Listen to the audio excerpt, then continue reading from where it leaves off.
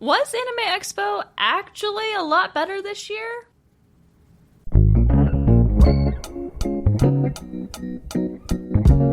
What is up, guys, and welcome back to my channel, or if you're new here, welcome to the channel, and today I'm going to be discussing Anime Expo 2024. This is going to be just my overall thoughts and review of the con itself. If you want to see my entire video dedicated to just the Demon Slayer panel, yes, I already posted a video dedicated to one event of a 4-day con.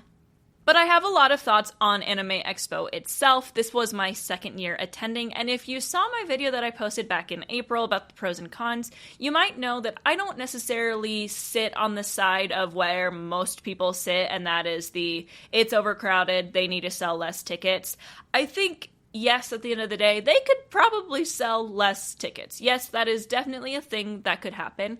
However, a lot of people were saying that they don't listen to us, that they're not making any changes, and I think this year they made changes that fixed the things that people wanted fixed by capping tickets, by doing some other things. Now, I'm just gonna say this right off the bat. I have now attended Anime Expo for 2 years. 2023 was my first year, and this year was my second year. And for both years, I attended all 4 days, and I never experienced an overcrowding situation that felt worse than any con that I have been to, especially the bigger cons that I have been to. Sure, I've been to cons where there's no crowding issues at all, but those are the really tiny cons that have only been around for a few years and really don't have anything to offer, where I could pretty much attend for one day, maybe a few hours, and feel good. Anime Expo is a con that literally has so much to do that you just don't have time to get to all of it. My friends and I, both years now, did not get through the entirety of Artist Alley because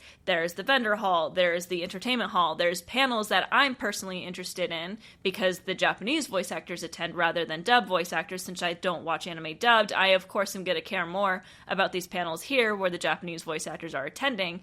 And because it's such a big con with so much to do, it attracts a lot more people. Something you have to understand when you attend Anime Expo, it is going to be crowded. Now, there is a line that possibly they have crossed in the past, but I have never experienced that line being crossed. I just want to get that out of the way before I talk about this year, because my perspective going into this year was very different from a lot of people, in the fact that I didn't think a ton of things needed to change. I didn't go to this con thinking I'm going to boycott it after this if they didn't make any changes. And something that I found very interesting was there were a lot of people being very vocal right before the con about the fact that they were not attending because they think it's just downright dangerous to attend it, that Anime Expo never addresses any of the issues that we bring up every single year. And I think there's something very important to note here. Anime Expo this year addressed a lot of the issues that people said were there last year. They just addressed it in a way that people didn't necessarily want. Did they cap ticket sales sooner? I don't think so. They might have. They honestly could have. I think that they're not going to just downright say, oh, we usually sell 40,000 badges.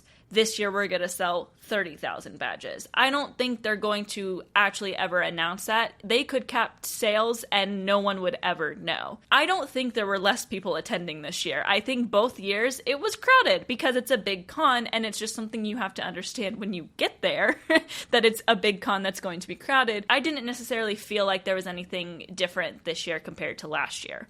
Something that I did notice, however, is this year the posts about that super crowded lobby at the beginning of day one were way less. Now, there were definitely still some posts about it, but it seemed like more people were aware of what that was. So let's talk about that right off the bat. Now, I'm also going to say, disclaimer, I did not get there super early on day one. We drove half of the way there on the first day, so we did not arrive until about 1 o'clock in the afternoon, meaning we kind of missed that first few hour rush of day one. That's usually kind of a mess, which is usually what you see on the internet, so I did not experience any of it. I did see a lot of people still experience a very crowded and stuffed lobby, but it looked, from my point of view, like more people were very understanding of what had happened. So this year, more and more people posted that the lobby that you see in those pictures that scares people away, that people say is a huge issue, is the fact that the doors open, but nothing else is open inside the con. So essentially what's going on is that there's all these thousands of people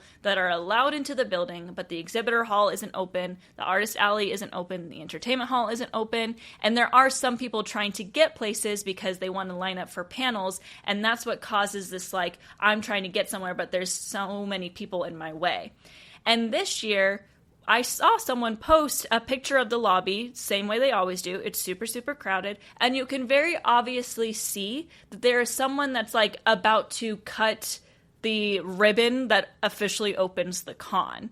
So it's kind of, have you ever been to the rope drop at Disneyland? This is a daily occurrence at this amusement park where they let people into the park, but you can't get to most of the rides because you have to wait until the park actually opens. They usually open the main gates at like 7:30. The park opens at 8 or whatever. That causes people to stand around and it causes a lot of crowding.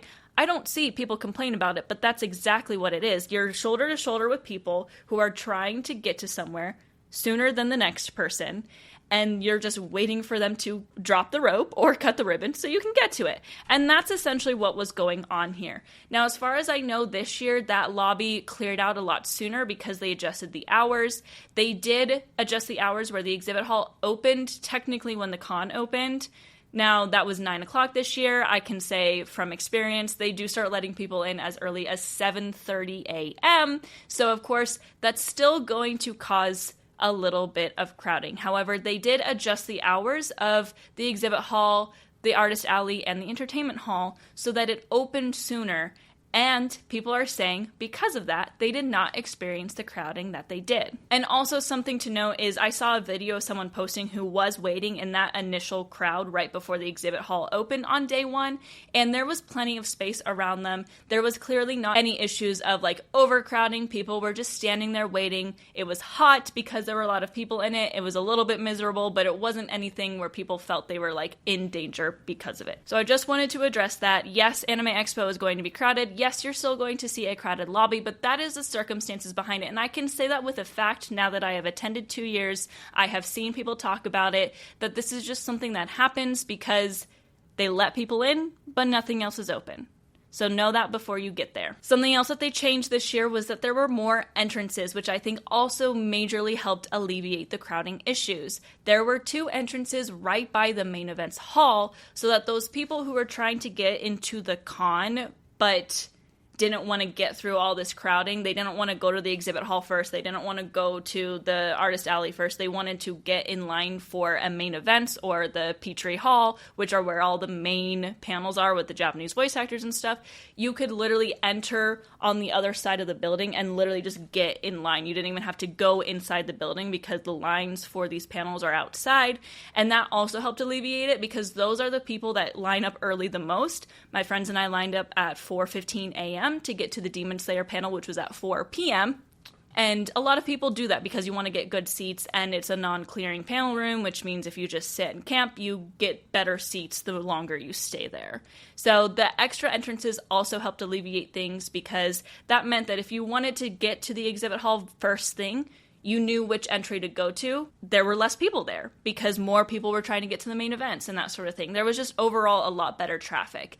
They also added in one area that I remember being pretty congested last year, they added a divider so that people would travel, like, it was like a freeway, you know? Like, okay, if you're on this side, you have to be traveling that way, and if you're on this side, you have to be traveling the other way. And that definitely helped because something that happens at every con that I've attended is when you get into a more congested area, the hardest thing about it is the fact that so many people are trying to go 2 different directions that you're constantly bumping into each other. This was easier because it was just like, yes, there were a lot of people, but we were just kind of moving along because all of us were going in the same direction. Were there occasionally people that were not following these rules? Yes. There is a definite issue of people not following instructions at this con, which makes things a little bit annoying, but that's not on the con. That is on the people that attend. I don't know what to tell y'all. Like, anime cons, people's awareness of the other people around them is, like, non-existent, and people's ability to follow instructions at these cons is also non-existent. My biggest issue with this con was the lack of following instructions by people, which ended up meaning that me, who was following instructions, got worse seats than what I should have gotten because people are just not paying attention to the announcements being made, not paying attention to things like that. So occasionally someone would be on the wrong side of this little traffic divider, but it didn't really cause a lot of issues, and there were usually staff telling them, hey, you got to get on the other side. Now, a couple issues that I did have this year that I felt were more obvious, and I think it's because they did make a lot of changes where things were just going well. First of all, day one, there was an issue with the badge scan-in. That, again, is something that I don't think Anime Expo can change. It was just causing us to have to stand in line a little bit longer than last year to get in, and it was also a lot hotter this year, so it was pretty tough, honestly, on day one trying to get into the con. I think it took us about 20 minutes to get in, which is not that long, but it was like 92 degrees or something. I'm from Arizona. 92 degrees is not that hot, but when you're standing with a wig on in a cosplay with the sun beating down on you, that's hot. And I think what was going on is there was actually more issues with the scanners leaving, because you have to scan your badge when you leave as well, because I think it's just signifying in the system that you left. So that way someone can't like come and use your badge to get in or something along those lines. When I tried to get back in, because they were having issues when I left and I didn't scan my badge, security told me not to. When I got back, my badge was showing up as invalid, and they had to send me to a little like tent. They had to scan it. They had to see that it was valid. They told me to wait 30 seconds, scan again. I scanned again. It was still showing invalid. I had to do it again, and then I got in. So that like caused a little bit of a rift. Again, I don't think that's necessarily an Anime Expo problem. That's a technology problem that sometimes just happens, that it is what it is. I saw one con-goer literally yell at the security guard, and I was like, bro, like, it's not that deep. Just go get it scanned, wait 30 seconds, and go in. It's not a big deal, because there was a lot of people that were in my same boat, and it was a little bit stressful, but again, I don't really hold that as an issue to Anime Expo. I just say that as a, hey, that was something that happened day one, and I think partly because maybe they didn't test the scanners well enough, they weren't fully prepared, but I've been to so many cons. No one is ever prepared for day one. You cannot train your volunteers and staffs enough to understand exactly what's going to happen on day one. So day one for any con that I've ever attended usually has a lot of issues that get resolved throughout the con itself. The only other real issue I had, and I do remember this being an issue last year as well, is the lack of signage of where lines are. I don't understand why this is an issue for a con that's been around for so long, and for a con that makes a crap ton of money. I spent almost $200 to attend this. You're telling me you can't print out some signs so that people know where lines are. And this is more for like the queues for specific rooms. There's like no signage for these. There needs to be signs on like each pillar for each queue of what this queue is for. And you don't even have to make it a scheduled sign. Just have it be this line is for main events. This line is for Petrie Hall. Because I didn't go to anything in Petrie Hall last year. This year I did want to go to one. It was the Blue Exorcist panel. And my friend and the friend that I was with, it was his first time at the con. And I had no idea where the Petrie Hall line was, and it took us a while to find it, and because of that, we ended up being farther back than we wanted, and it wasn't that big of a deal for that panel. I wasn't trying to get really good seats for it. However, it was just very confusing to know, like, where things were. I don't quite understand why there's a sign issue for a con that's so large and makes so much money. I feel like that's one of the cheaper things you can do. I think they absolutely have money even to literally have new signs each time and say, okay, this is the line for main events, this is the main event schedule, this is what we're lining up for right now. I don't know why that's so hard. I don't know why that wasn't done, and that wasn't like a one-off thing. That was definitely an issue last year too, because last year my friends and I really struggled to find the main events queue. It's not like near the panel room where you see the main doors. They actually line you up outside and send people in the side doors, and then you exit the main doors. So it can get a little bit confusing. That is my one piece of feedback to Anime Expo. There needs to be more signage. There is so much stuff happening. There is so much going on. It would be a lot easier if there were some pretty straightforward signs about like what this queue is, what's happening in that panel room today, and that's that. The other thing too, so Artist Alley was last year the one place at the con that I felt a bit overcrowded, like to the point of I had to stop and sit down because it was literally like shoulder to shoulder. It's really hard to shop in Artist Alley because the traffic flow is so insane. You can't stop and look at things because then you're going to stop the entire line of people behind you. This is something I'm not sure can really be remedied without having like less artists in it so that the aisles are more. I mean, I would say maybe they just need to not sell as many booths in Artist Alley and have the aisles be twice as wide as they are, because Artist Alley is much more narrow than a place like the exhibit hall or the entertainment hall. And Artist Alley is just not the most fun place to be at this con. It is very stressful. There were 8 of us in my friend group, and trying to stay together was nearly impossible. And we ended up having to split up because it just got really stressful if one person wanted to stay and look at art at this one, but no one else was interested in it. We didn't want to have all of us standing around and blocking the way. So it became a very stressful time for us to try and shop in Artist Alley.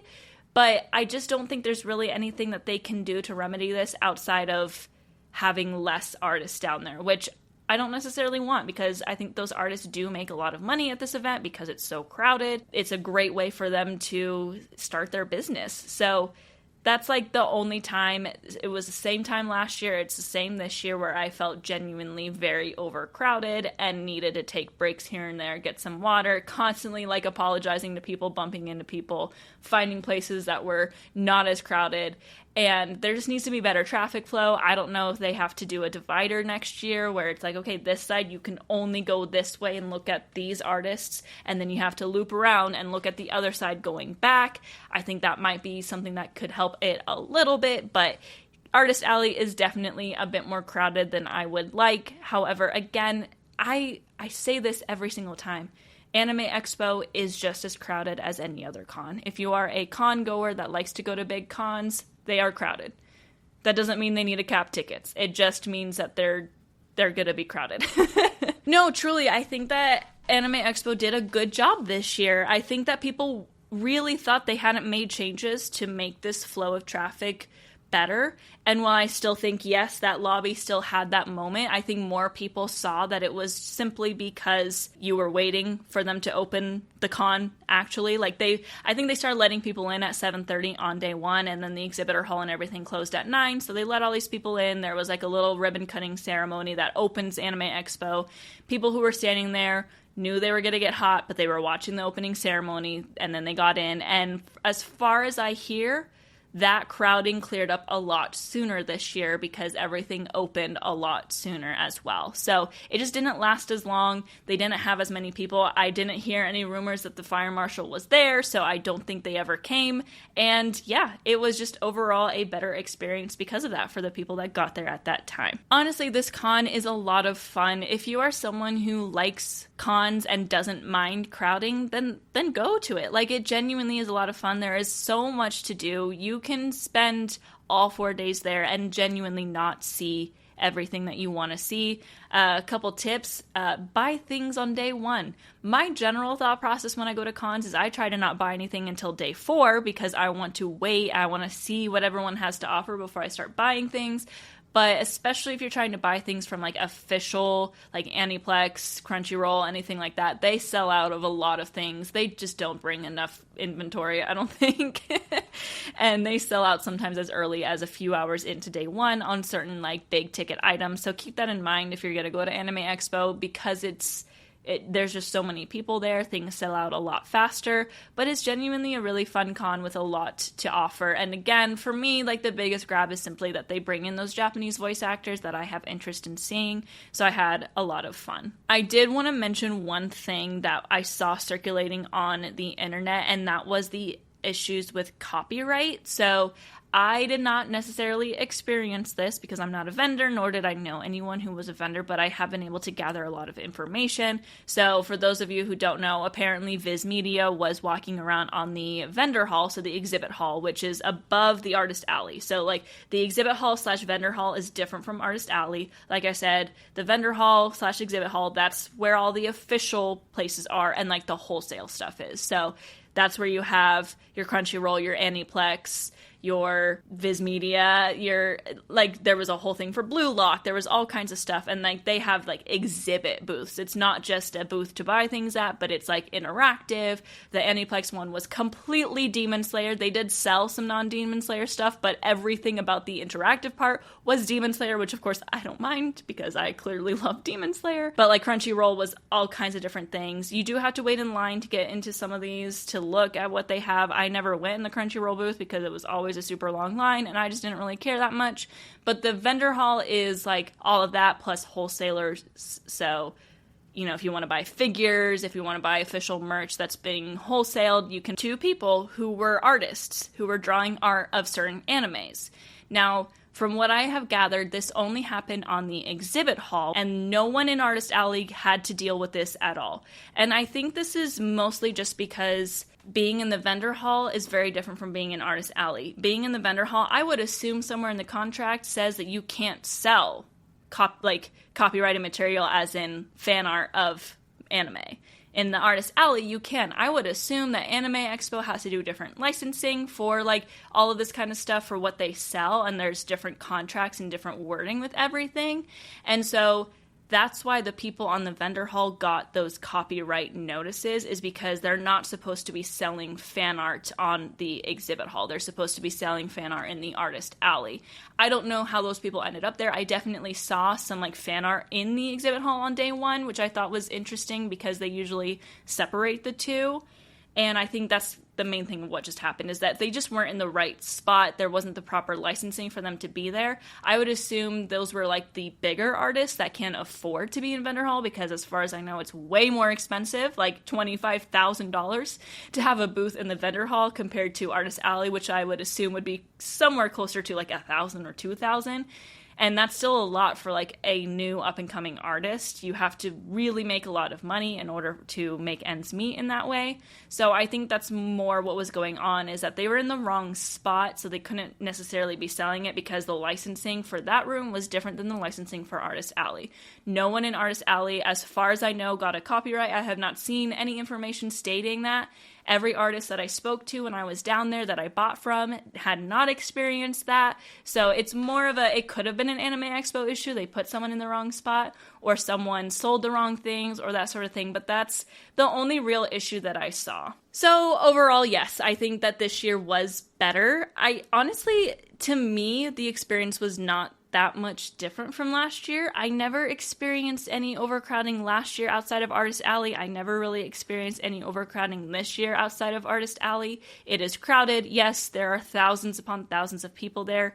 Yes, but that's something that you just kind of know you sign up for when you sign up for Anime Expo, and I knew that before I went my first year. I knew that before I went this year.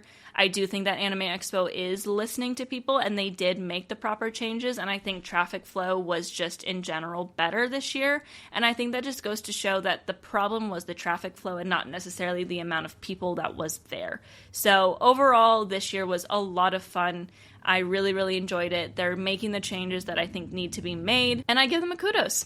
If they add signage next year, I will be 100% an Anime Expo truther. I'll be like, yes, Anime Expo is the best con in the world.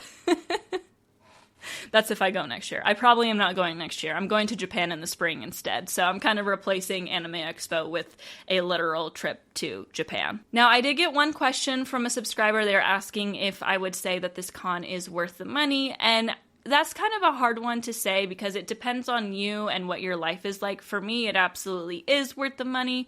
I think that this is a con that if I got rid of every single other con in the year and only went to this, I would be perfectly happy. If I got rid of only this one and went to all the others, I wouldn't be as happy. So for me, it is definitely worth the money. There is so much to do. Just the Japanese voice actors themselves, getting to see them live and in person is worth the money for me, to be quite honest. But it depends on what you look for in a con. If you are a dub watcher, then stick to smaller cons. You'll get to meet your dub voice actors there. You'll not have as much crowded situations and that sort of thing. But if you like Japanese voice actors, if you like big events, if you like them, all the main production companies to be there so you can get official merch, then yeah, it's definitely worth it. But if you're someone who doesn't really love crowds, someone who likes to meet the dub voice actors more than you would want to see the Japanese voice actors, then maybe maybe it's not quite worth the money for you. That's up to you to decide if you can afford it and if everything that they offer is really worth it for you in the long run. It's worth it for me, but for you, it could be a little bit different. But I honestly think that's it. I had a lot of fun this year. I had more friends go. It was set up really, really well. They closed more streets for us. It was overall just a really fun time. I'm really glad I went again this year.